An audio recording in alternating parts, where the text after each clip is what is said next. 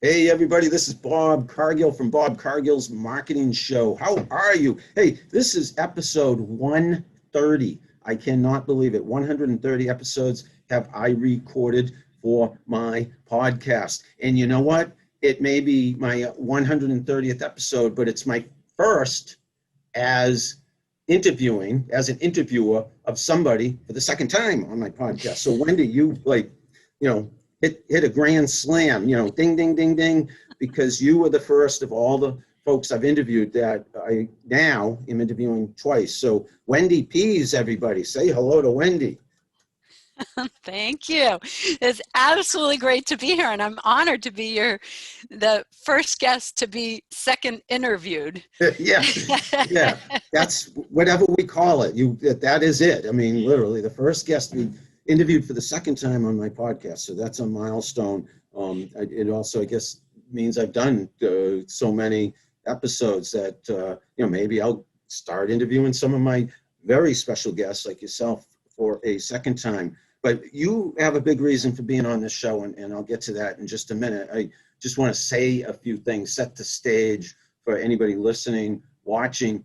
This is also a first in that I'm recording it live on Instagram, looking there, so people could be watching it live. I got my phone up there. I'm recording it live on Facebook, and that's on my personal profile, which is public, Bob Cargill. I don't think you'll have a problem finding me. And I'm doing that by Zoom. Zoom is recording it also. So the Zoom version, I'll put it up on YouTube and probably edit that version for some highlights. And the audio version goes up on Podbean, and Podbean then sends it out. I have it, distributed to like Spotify and wherever pretty much you listen to your podcast. So this is a big deal for me. And Wendy has given me this opportunity, in terms of, hey, I said, yeah, let's do this. Let's do it a little bit differently than we did the last one.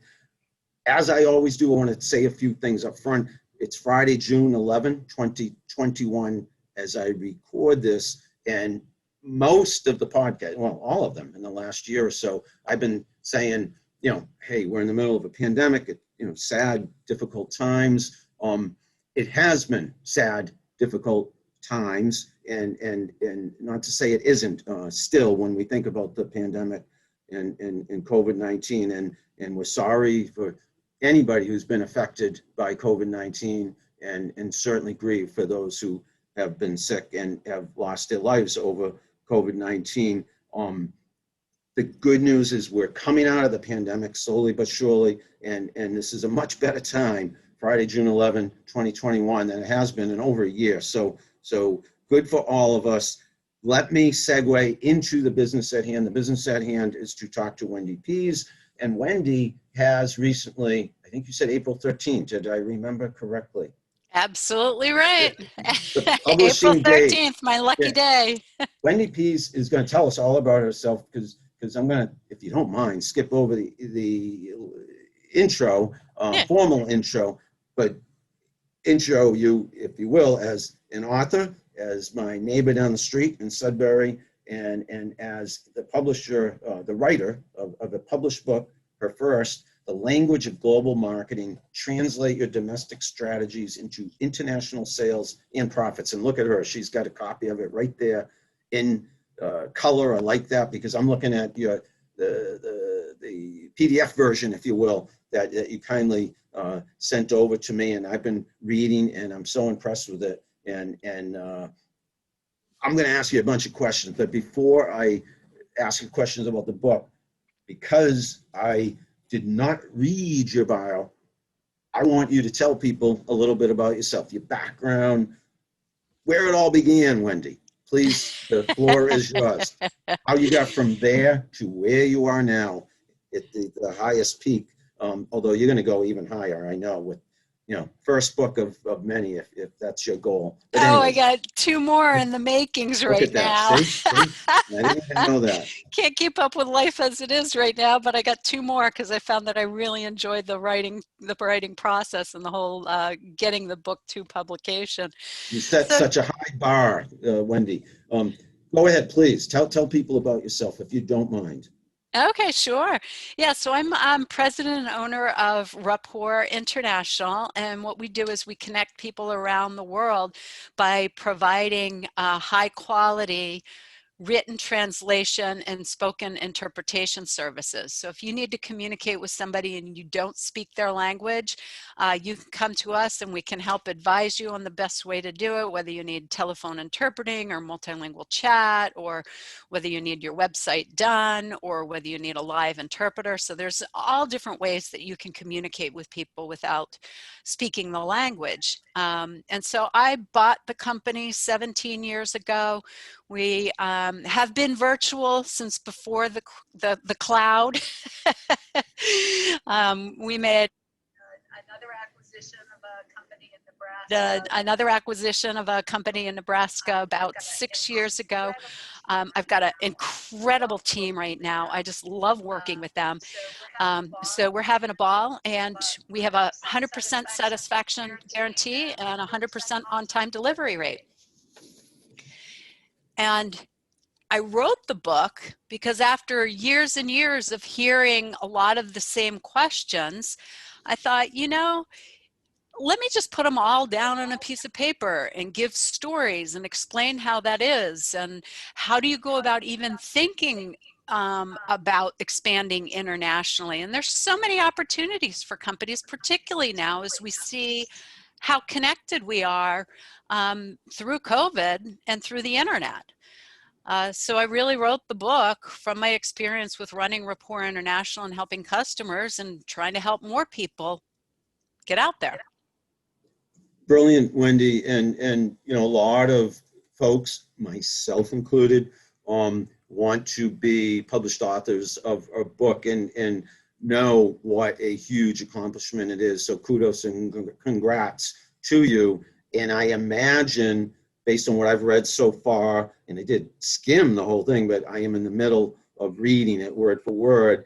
I imagine it's a hit with your audience, and that you're very happy with it, because I was very, very impressed. Am I correct in that assumption that things are going well with sales and distribution of the book? I have been blown away by the reviews that I've gotten. I am so honored. I'm so thrilled, because I really wanted to take the time and put something out there.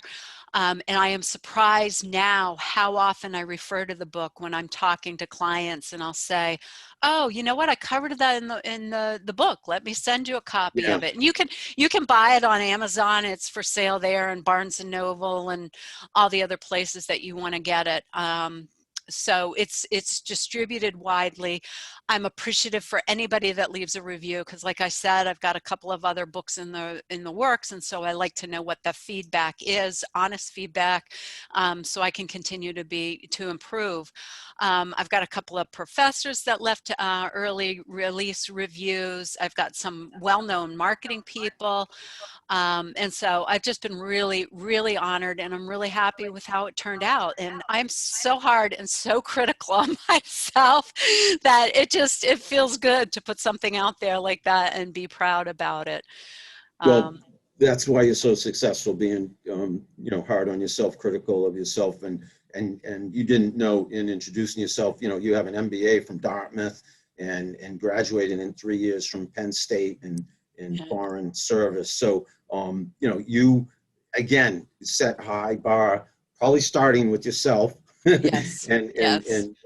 the team you build, I'm sure, you know, is stellar as you are. So you know, that's your company.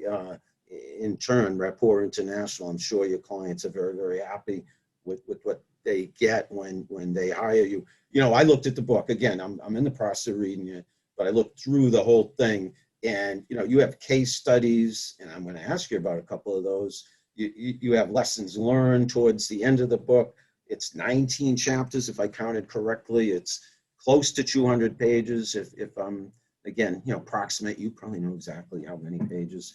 It And again, depends on if you count the glossary and you know, the table of contents and stuff like that. So yeah, close to 200. and each chapter starts with a quote, and Yeah. and I love that. And also the hand, is that the logo? Is that the book logo? Or does that have something to do with your company? The hand, am I? You know, it's interesting. Our logo is it's abstract. I don't know, I should have a copy around here someplace, but I don't have easy access. But it's two hands that are abstract that are working together, and they're even because it symbolizes how we work with clients. And I like that from the beginning, that, you know, we're working together. I can't do it alone and you can't do it alone. And we talked about whether to Ah, rotate it up or down, and we didn't want yep. that, so we kept it here.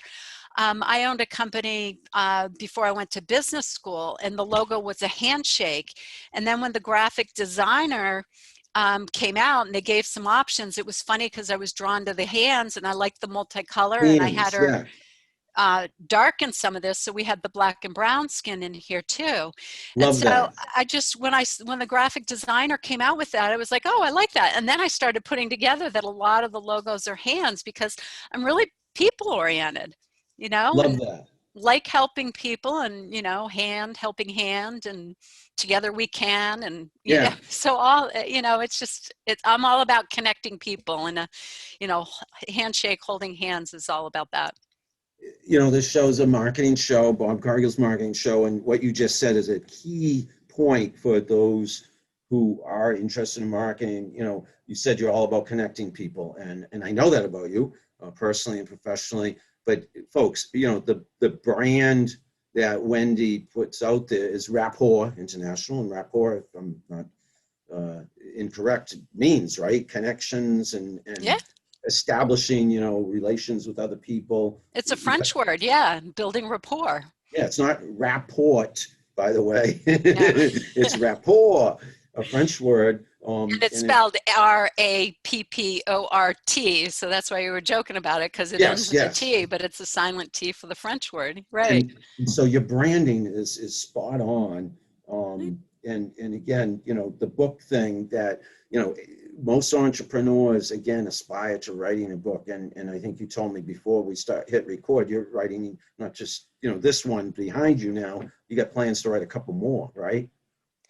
Right, yeah, we've got one in the works that is actually taking information from the interviews that I do on my podcast, The Global Marketing Show, that you can find it on the places that are yours. So like and follow Bob's, and then you can go over and like and follow ours. The global, say that again, the global marketing show. The Global Marketing Show, also hosted on Podbean, and it goes out to iTunes and We're Spotify and traveling all the in places. parallel lines. So, yeah, Great marketers think yeah, alike, there huh? we go.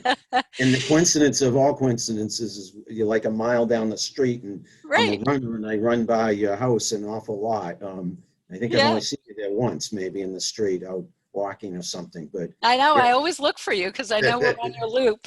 I run by there probably once a week. It's one of my Yeah. many routes. But anyways, I interrupted you. Go ahead. Yeah, so the next book will be more in the vein of Who Moved My Cheese or the 1 Minute Ooh, Manager. yeah. So it'll be the quick learning. So this is more, this has research and statistics and to-dos in it. So it's written for the business owner. The other books on global marketing are textbooks. So I wanted something that was affordable and very practical. But the next one will be more of a lighthearted, what are the things I need to know about global marketing?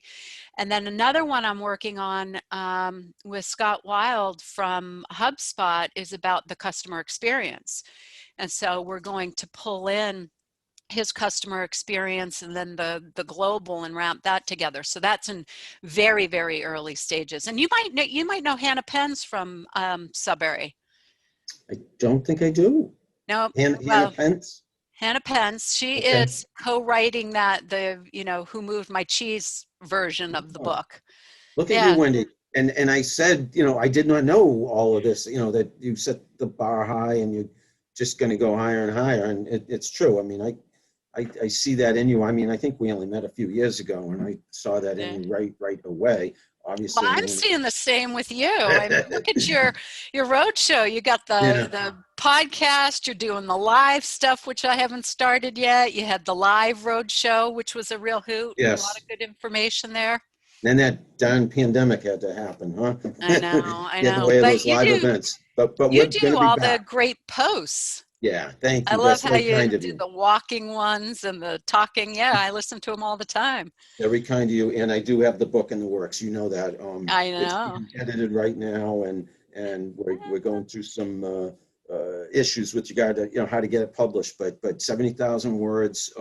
It's not about my book today, and my book isn't published. Yours is, so you're definitely ahead of the game. Let's focus on the book, because that's what we agreed. I want to talk about, and I hope you agree to that. Sure. You talk about Frosted Flakes. I know there's a story there. So it's right at the top of my list in terms of questions I wanted to ask you. Um, 2 words, Frosted Flakes. Tell your audience whatever the heck I'm talking about when I say Frosted Flakes. Sure. When I was a kid, Frosted Flakes were my favorite cereal. And we lived in Taiwan in a small farming community because my dad was in international agriculture. So there was a military base over an hour away from us that had a commissary, but since we weren't part of the military, we couldn't shop there. And at the time, there was not cereal in the general marketplace in Taiwan. So we had to go to this little black market store to get Frosted Flakes and, to get any cereal. I mean, I would have taken any cereal at that point. And I still to this day love cereal. I happen to eat more granola, but, at the time I wanted Frosted Flakes or whatever we could get U.S. sugared cereal. So my point of telling this story was, when I was growing up and lived internationally in Taiwan, we had to go to a black market to get US products. And it used to be only the large companies that exported because they had the resources to do it. My point in this book is that it's changed. The internet has leveled the playing field. And now, even though only 1% of US companies export, 98% of those are small and mid-sized businesses. And by just putting some translation on your website or going to access your federal and state resources, you can get grants, free money to help you with translation in your website, and you can get free consulting. That with this level playing field, anybody can go international as long as you have a product or service that you could sell internationally. Anybody can go international. If you have a product or service, and that if I was editing highlights, that could easily be one of them. And my little quote that I put out there on Twitter. And you also said something else that resonated with me. The internet has leveled the playing field, and I say that with regard to social media all the time. Right. So, what you have to offer clients, because I think I read somewhere, did I not write it down? But there's only a tiny percentage, if I'm not incorrect, of, say, businesses in the United States that actually have tapped these international opportunities. And I imagine what you have to offer is what they don't have. Am I right? Absolutely. And a lot of companies fall into that, well, I'll just put the Google Translate plugin into my website. And that is like nails on the chalkboard to me because there are so many problems with it. And I get into it in the book that there's placement problems, there's accessibility problems, there's search engine problems because the content shows up as duplicate content. And there's so many better ways to handle your marketing translation. Just doing a landing page or a mini site can save budget, but you can really connect with your audience. And it's all about connecting with your buyer because that's what's going to take them through the journey.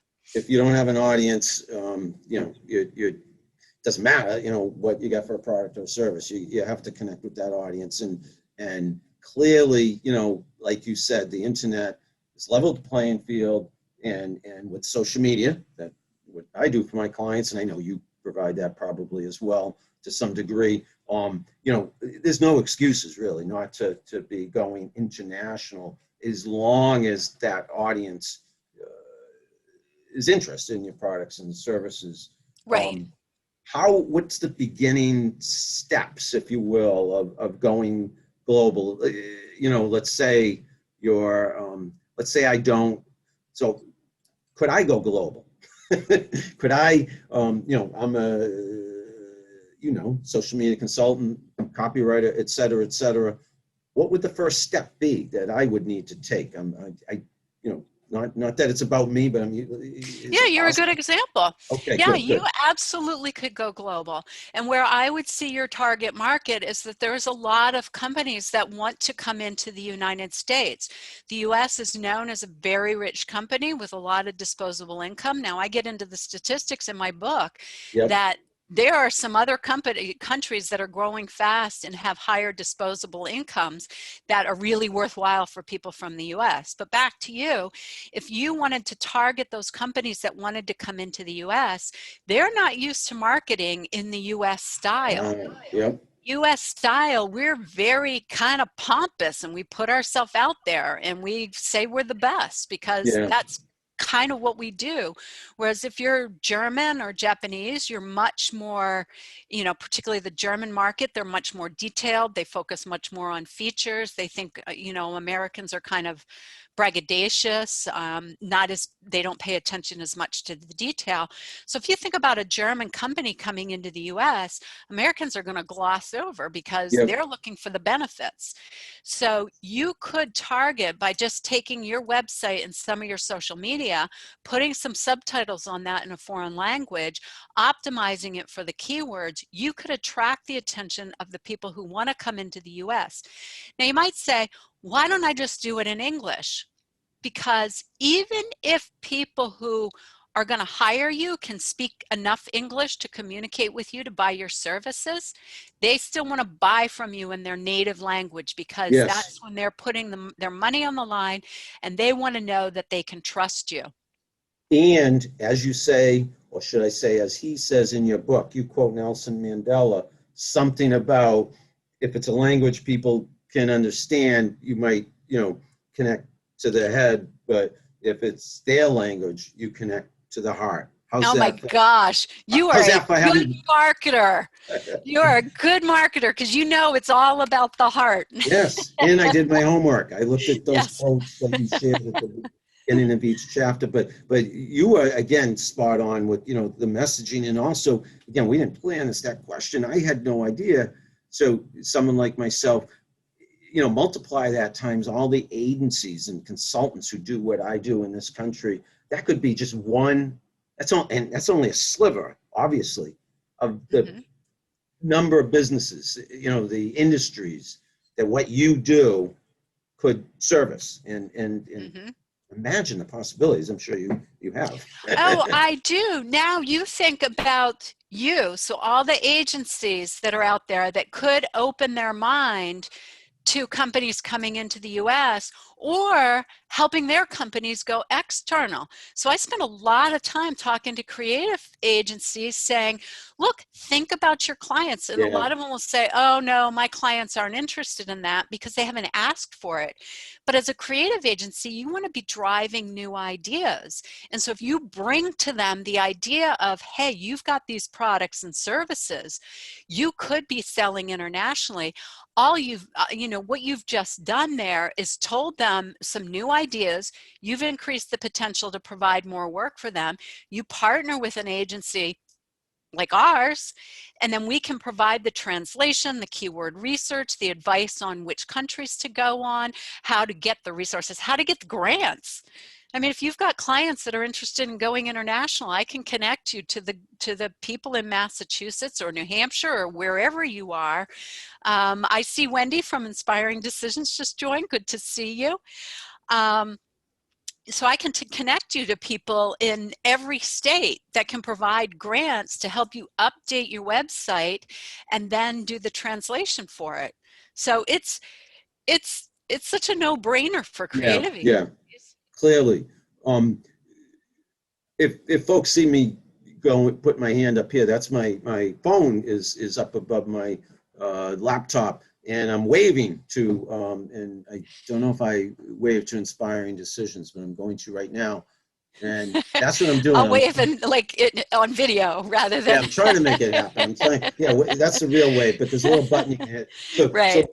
So for folks who are just joining, I cannot see my Facebook because I did not put it up on my second monitor here. I put up Wendy's book, so I can look at it, the PDF version. Here I have my Instagram, so I can see who's joining. And right here in front of me is Zoom, and that is pumping it out to Facebook. So we got, multiple things going on right now, so we can capture this fantastic content. And we're in the middle of this great discussion about global marketing, the language of global marketing. Wendy Pease's new book, awesome book. I'm going to bring up a couple brands that I know you talk about, for case studies. One particularly resonated with me because my son Ben just talk about the pandemic. Hopefully come winding down and people are traveling. My son Ben and his girlfriend just went down to Florida, and they're in an Airbnb. They rented an Airbnb, I think a whole house in Florida. But you mentioned, so that's why it struck the chord. You mentioned Airbnb as a good example, I think, of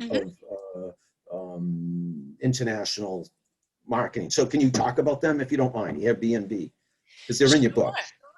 Yeah. Yes. I did some comparisons about where you can use, where you need to have high quality translations and where you might use Google Translate, and where you can get away with just English. So Airbnb does a really good job because they have high quality translation on all their standard translations.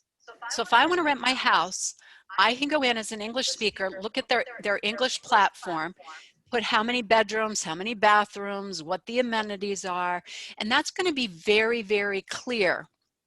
And then it's just numbers that you would pick. And so if I happen to speak Spanish and I live in Argentina, I go into the Spanish platform, I can get all that information. So that they have writing patterns that they implement, and their translation works very good because they're using symbols or numbers that can convert over. Now, if you were to rent my house and leave me a review, you'd write it in English because you speak in English, but the Spanish speaker wouldn't be able to read it in English if they didn't speak it. So they have the Google Translate plugin, or whichever language, I assume it's Google Translate, but they have a machine translation plugin in there. And so the Spanish people can say, yeah, let me see the automated translation. Well, the translation is going to be junk. It's not going to be high quality. It's not something you'd use for marketing, but it will give you the gist. I'm going to be able to tell whether you're saying it was a lousy stay, whether it was a good stay, and plus they have the 5-star rating on it. So I'm going to be able to kind of verify whatever I'm reading with how many stars are there. So now you've got people from all over the world that can communicate because they've got the good translation on the content that's very important, and then they have the machine which is helping them translate the content that doesn't have to be perfect. Yeah, that's fascinating, and to me, it sounds complicated, but to them and to you, I imagine there's a method to the madness, and it obviously works for them. Another brand you mentioned was, these are my favorite running shoes, so I picked out Mine brands too. I'm familiar with. Yeah, Nike, and I'm not surprised they're a good example. Talk about Nike if you don't mind. No, that's another great example. Now, Nike does not use machine translation at all.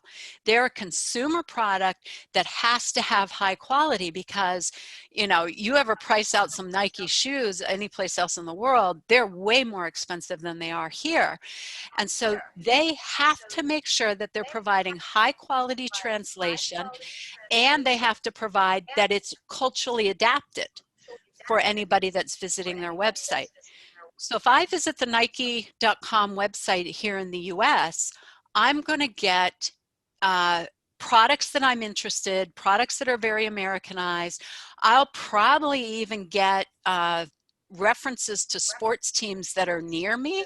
Whereas if I lived out on the West Coast, I live near Boston, so all our teams, but if I lived out in San Francisco or Seattle, their teams might even come up. So it's very, very localized. Now, if I go to a Nike site over in Europe or South America or almost any place else in the world, the first sport that's going to come up is going to be a soccer team, or soccer references, or as they'd say in every other country in the world, football, because that's what's really going to pull people in. And then they've got different clothes, they've got different colors, because they're really adapting it to what's going on there. So that's a very localized site that has to be high quality and really connect with the user. Great case study, great example, obviously. You also point out that something that probably not everybody thinks about or realizes without thinking about it or doing their research. I'll ask the question, I know the answer. English. A lot of people think it's the global language. That is not true, right? No, no. But am I do. right that some people think that it is? Oh, you'd be shocked at the number of Americans who think that English is the global language. People outside the country, well, I correct myself. Some people will say, yeah, English is the global language. And then I'll say, well, will you buy off a site that's in English? And they're like, oh, no, I want it in my language.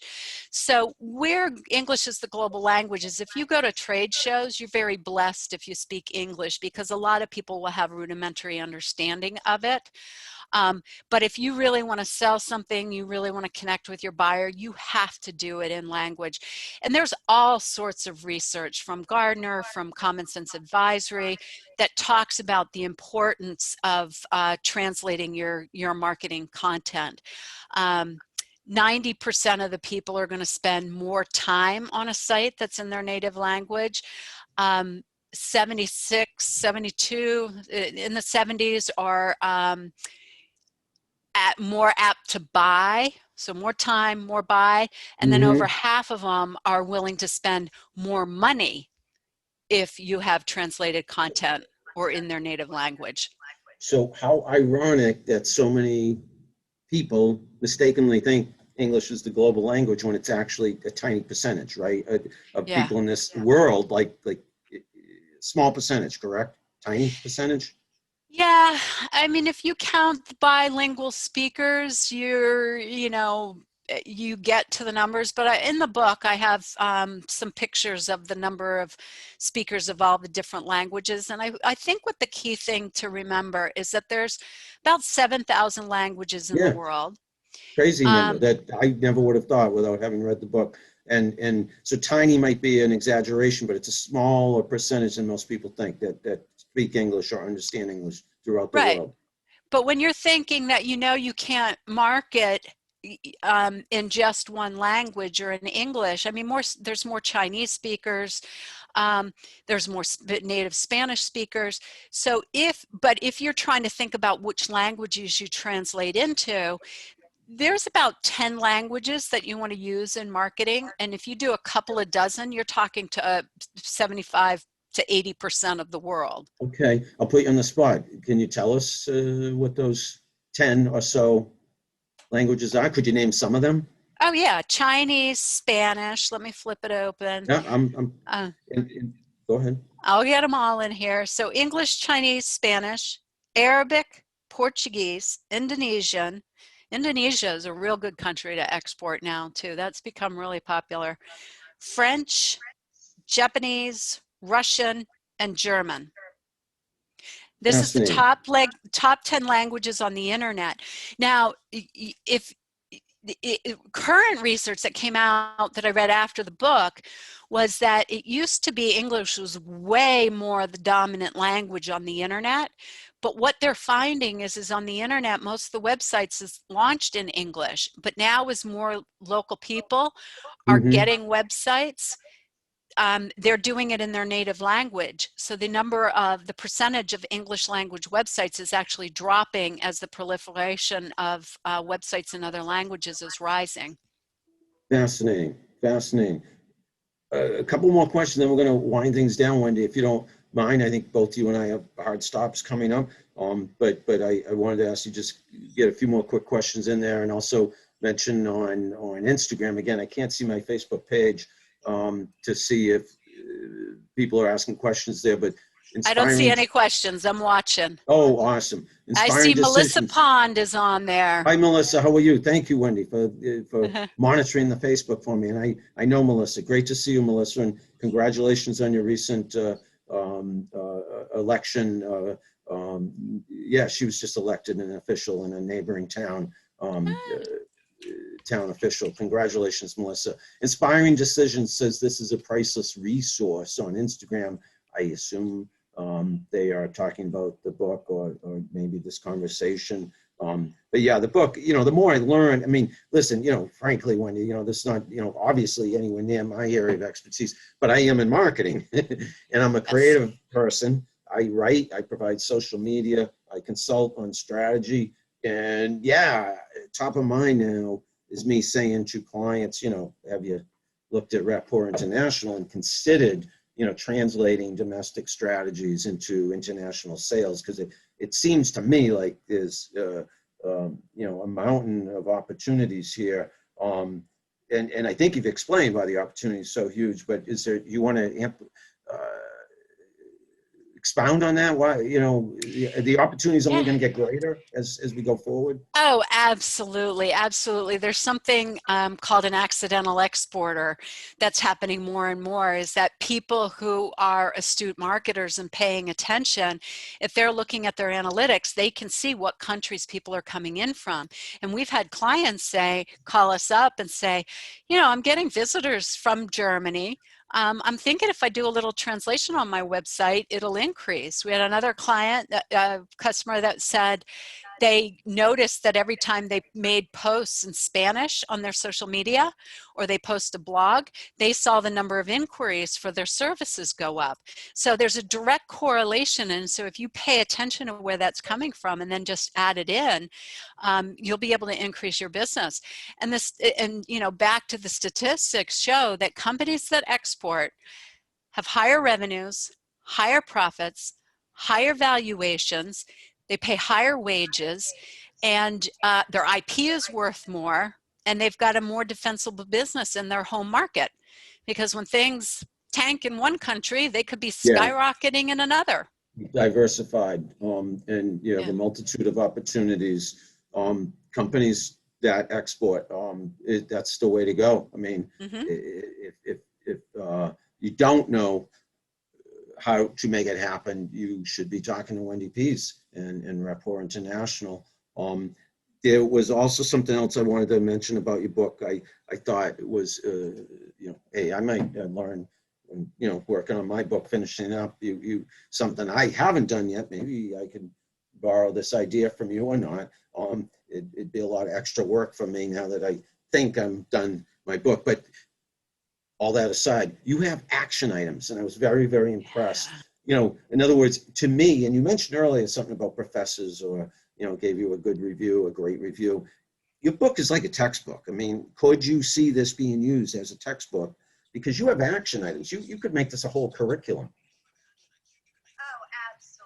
Oh, absolutely. I think this would be great in marketing classes. I think it could be undergrad and graduate.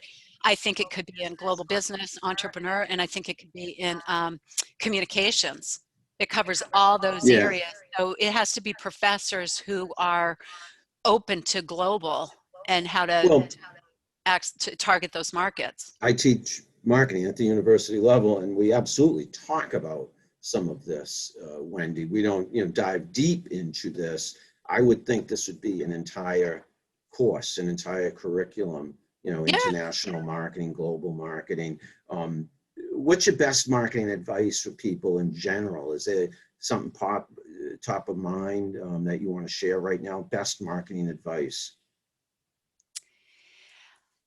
I think, well, for global market in particular, I always talk, and this is, laying the foundation, is know what your corporate goals are, and then develop your marketing strategy to support that. And then your multi-marketing, your global marketing goals should support that.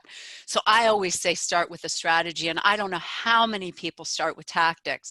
Oh, we need to do Facebook Live. Oh, we need to update our website. Oh, we need to, get speaking engagements. Those are all tactics until you define the strategy you can't figure out what your tactics are going to be because there's so many options of things you could do. Fascinating. And being somebody who does a ton of social media, I have to ask, where does social media fall into all of this? I know you mentioned it in your book. You mentioned SEO, you mentioned social media. What could you say about social media, the importance of social media when it comes to global marketing? So Bill Gates once said, content is king, right? I hear a lot of marketers, and I don't know where it originated, that consistency is queen. Ooh. And then we've taken it on to say translation is the princess, because that's really what's going to attract people in. If I was live tweeting this event, content is king, consistency is queen, translation is the princess. Wow. Yeah. Love that. Love Yeah. that. Good for you, Wendy. There's so much. I know we could go on forever, but we can't. But we've given anyone who's listening, watching live or later on YouTube or wherever we can distribute this, and wherever people can listen or watch. They're going to be intrigued enough, I would think, to reach out to you and reach out to Rapport International and want to read this book. So please tell people how they can find you, how they can get the book, how they can hire you. Give us all of that, if you don't mind, that information. The whole rundown. Okay. So if you want to find all my links, you can go to Linktree. Are you on Linktree yet, Bob? No, yet another thing you're teaching me. I know all about Linktree. I just do not use it. Oh, I love it. It's free for anybody that's listening. And you go to linktr.ee.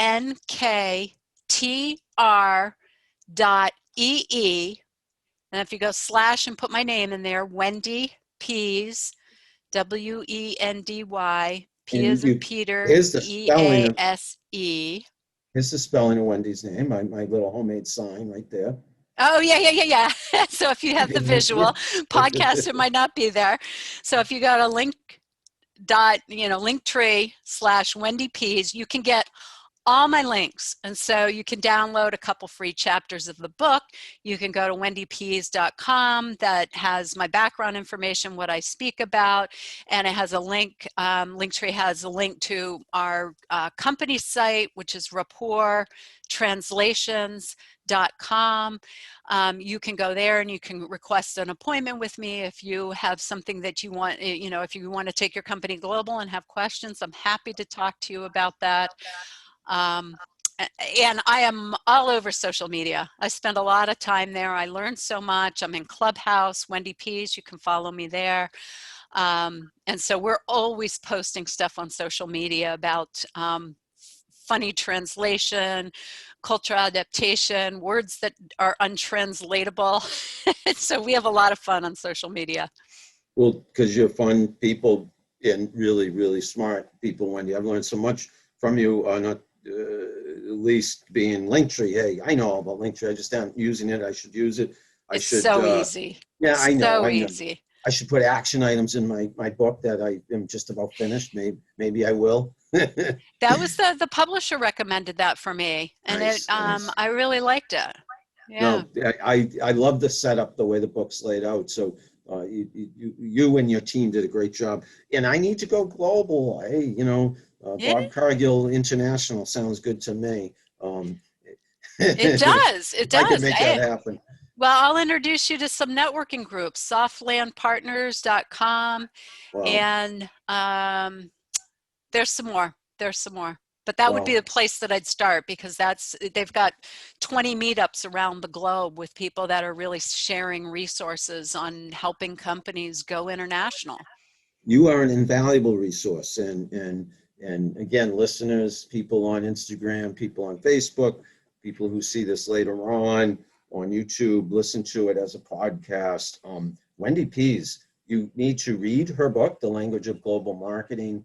You need to look her up at Rapport International. And you want to go global, I would think Wendy's who you want to talk to. Thank you, Wendy, for a great, I don't know how long we've been talking, 40 minutes or so. I don't know. I wasn't watching the clock, although I see it's almost 3 p.m. on Friday, June 11. And I was mentioning to you that I should hard stop at 3, and maybe we can do that. We'll wind things down. We'll call it a day, a great day, because I had a great conversation with you, Wendy. Thank you so much, Bob. It is always a pleasure, and I'll keep looking for you, running by my house. Yeah. And if not running by your house on social media, we see each other Oh, there. yeah, I see you there Yeah, all the ironically, we live time. a mile away from each other, but we see each other a lot more on social media. Yeah.